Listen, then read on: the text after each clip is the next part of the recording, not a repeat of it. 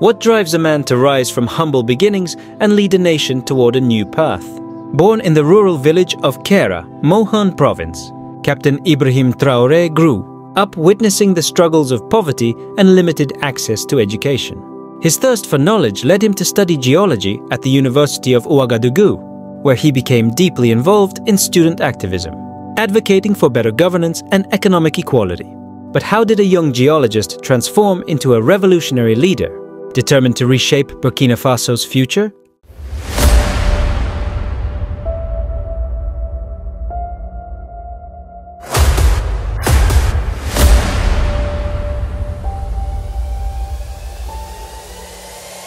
This is the journey to one Africa. Captain Ibrahim Traoré was born on March 14, 1988, in the rural village of Kera, Mohun Province, western Burkina Faso. Growing up in a community facing poverty and limited access to education, he developed a strong desire to make a difference. He pursued his studies diligently and enrolled at the University of Ouagadougou, where he studied geology. During his university years, Traoré became involved in student activism, aligning with Marxist ideals and participating in protests for better governance and economic equality. His academic and political experiences shaped his future commitment to social justice and national development. After graduating, Traoré joined the Burkinabe military in 2014, likely driven by a desire to serve his country amid growing security threats from jihadist groups. He received training in Morocco and Senegal, rising to the rank of captain and serving in the Presidential Guard, a position close to the country's political power center. In January 2022, a coup led by Paul-Henri Sandaogo. Damiba ousted President Roch Marc Christian Kabore due to dissatisfaction with security management. However, Damiba's failure to improve the situation led to another coup in September 2022, orchestrated by Traoré and fellow officers. At 34, Traoré became interim president, one of the world's youngest state leaders, promising better governance and security. Traoré's presidency has focused on resource nationalism and economic independence. In August 2024, he nationalized the Boungou and Waknion gold mines, previously sold for $300 million, acquiring them for $80 million to ensure profits benefit locals. In November 2023, he inaugurated Burkina Faso's first gold refinery, which began producing gold bars by October 2024, with production from nationalized mines confirmed. By February 2025, this move, part of his vision to reduce foreign dependence and curb fraudulent exports, created 100 direct and 5,000 indirect jobs. Internationally, he expelled French troops in February 2023 and formed the alliance of Sahel states with Niger and Mali in July 2024, signaling a shift from Western influence. Despite achievements, Traoré faces significant challenges. The jihadist insurgency continues, threatening security, while economic issues like poverty and infrastructure gaps persist. His administration has faced criticism for human rights, abuses and restrictions on dissent, with no clear timeline for returning to civilian rule. His leadership will be crucial in navigating these issues to achieve lasting peace and prosperity for Burkina Faso. This narrative documentary explores the life and leadership of Captain Ibrahim Traoré, the interim president of Burkina Faso, detailing his journey from a rural upbringing to his pivotal role in the country's political landscape. The following sections provide a thorough examination of his early life, military career, rise to power, presidency, and the challenges he faces, based on available information and contextual analysis. Ibrahim Traoré was born on March 14, 1988, in Kera, a small village in the Mohun province of western Burkina Faso. Growing up in a rural setting, he was exposed to the challenges of poverty, limited educational opportunities, and inadequate healthcare, which likely shaped his later commitment to national development.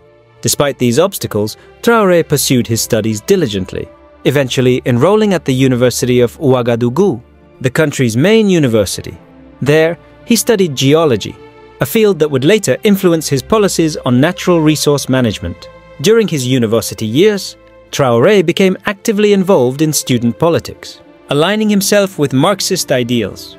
He participated in protests and activism, demanding better governance and economic equality, reflecting his early interest in social justice. This period was crucial in forming his political ideology, which emphasized the redistribution of wealth and national control over resources, themes that would resonate in his later leadership.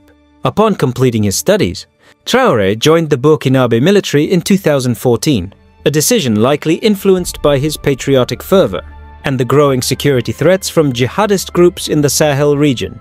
His military career included training in Morocco and Senegal, enhancing his skills and knowledge. He rose through the ranks to become a captain, eventually serving in the Presidential Guard, a unit often central to political power dynamics in African nations. This position placed him close to the country's leadership, providing insight into governance challenges and opportunities for influence. His military role was particularly significant, given Burkina Faso's history of coups and political instability. The Presidential Guard's proximity to power made it a key player in potential regime changes, setting the stage for Traoré's later actions. The political landscape in Burkina Faso was turbulent in the early 2020s, marked by jihadist insurgency and dissatisfaction with government responses. In January 2022, Colonel Paul-Henri Sandaogo Damiba led a coup, ousting President Roch Marc Christian Kaboré, citing the government's failure to address security threats. However, Damiba's administration struggled to make progress, leading to growing discontent among military ranks and the populace.